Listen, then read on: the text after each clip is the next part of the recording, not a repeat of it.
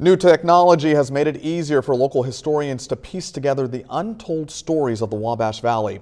In Clay County, that includes the story of a lynching. News 10's Caitlin Hunt spoke with a local historian to learn more about what happened. She explains the effort to remember the man who was killed.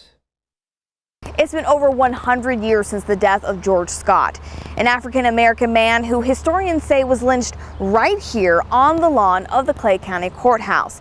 Now, one historian says she wants to put something here that shows that his life mattered. At the Clay County Courthouse, there are multiple monuments and memorials dedicated to various people and events. And one local historian would like to see another one added for a man who was lynched. Dr. Crystal Reynolds is a local historian who has recently uncovered a dark part of Brazil history. In 1880, George Scott, an African-American, was accused of raping a white woman. But before he could get a fair trial, a mob took him from the jail and lynched him on the courthouse lawn. Reynolds says now is the time to address this history. We have to learn from history, the good, as I said, the good, the bad, the ugly.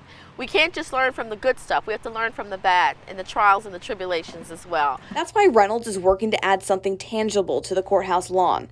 She's reached out to local leaders to see if something like a bench or plaque could be added. But at the very least, Reynolds wants to see leaders acknowledge the horrific event that happened on the lawn over 100 years ago. Or something that says, you know what, he was denied due process, he was murdered, and his life mattered.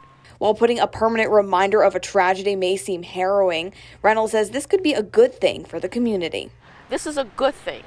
We're turning a horrible situation into a good thing. Although we can never bring him back, by acknowledging it and acknowledging his life and acknowledge what happened, this is a good thing for Brazil. I reached out to Clay County commissioners to see if something would be placed in remembrance of Scott.